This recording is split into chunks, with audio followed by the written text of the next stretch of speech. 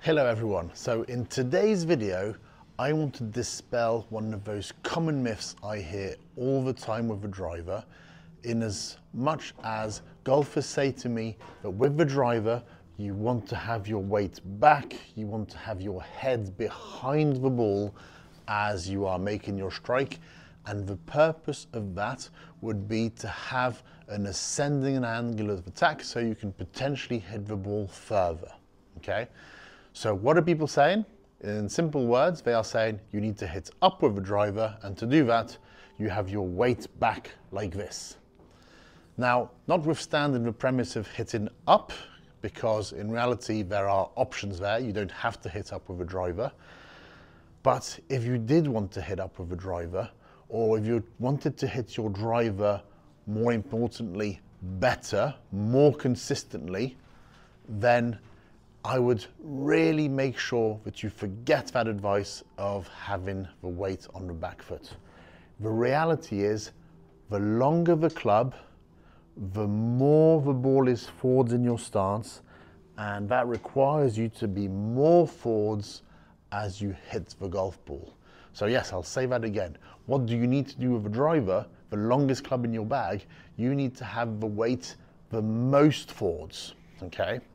And here, just as a mini experiment, so to speak, I'm just going to hit a couple of golf shots to show you what happens to the TrackMan numbers. So I'm set up here, we have the screen, we have TrackMan, and I'll show you the numbers in just a second once I've hit a golf shot. So I'm going to start with a shot here, where I'm going to have my weight as forwards as I can get it, like so. So much that I'm actually starting to get the lead hip in front of the lead foot. I'm starting to bank the trail foot right here, right? The other thing I'm going to do as I play this shot is that I'm going to have my handle forwards like this. I'm not going to have the driver angled backwards, again, something I hear all the time in an effort to try and hit the ball on the upswing. I'm going to have it angled forwards like this. So weight forwards and handle forwards, and yet when I hit this shot, my angle of attack is going to be very much on the upwards. So if I just give this a go, let's see. So weight all the way forwards, right here, handle forwards, and I'm just punching one out there just to make sure we get the number. And if I bring this over, if we have a look at it, I move the camera, you'll see the attack angle on that shot was 5.6 degrees upwards. And as you can see from the curvature of the golf ball, it was a draw shot. Let's put this back down and I'll get myself back in position. So if I get the tee back and the ball back, right here, and this time I'm going to do the same shot, but I'm going to have my weight back and my handle back, like so. Let's give that a go.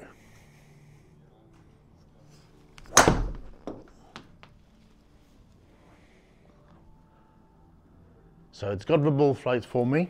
So let's have a look.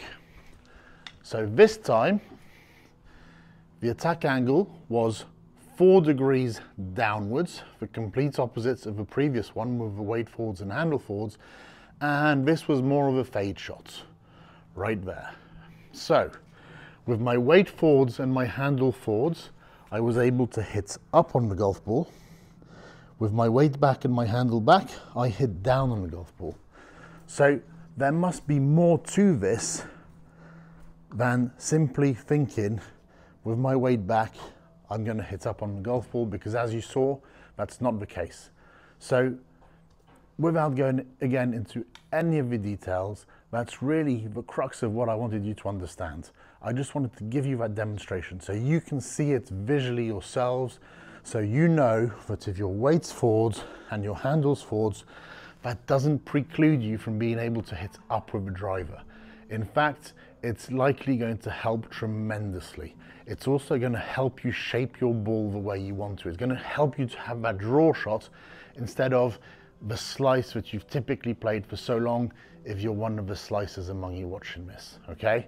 But remember, I said the longer the club, the more your weight needs to go forwards. More specifically, the more your hips need to go forwards. One of the reasons for that is that the ball is more forwards on your stance. So you want to be hitting outwards at the ball for longer, not more. So you don't want to be hitting outwards more, but you want to be hitting outwards longer so that you can reach this more forward ball position. And two, what are you going to do in a golf swing?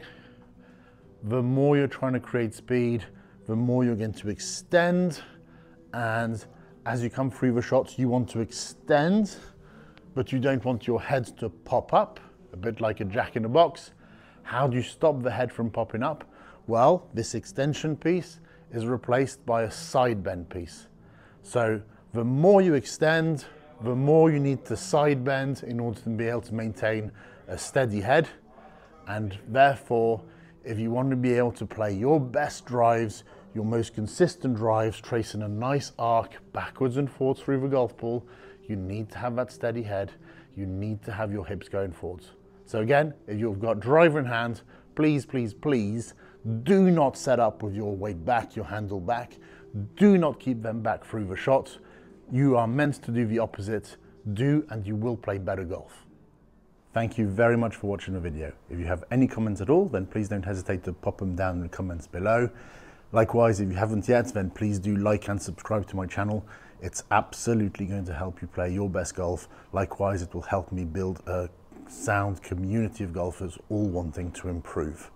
If you'd like to work with me in person, you can do so right here on the south coast of England, near Bournemouth, or wherever you are in the world through the Skillist app. It's a fantastic way to get feedback no matter where you are in the world, and be sure to be on the steady roads towards your best golf. Happy golfing.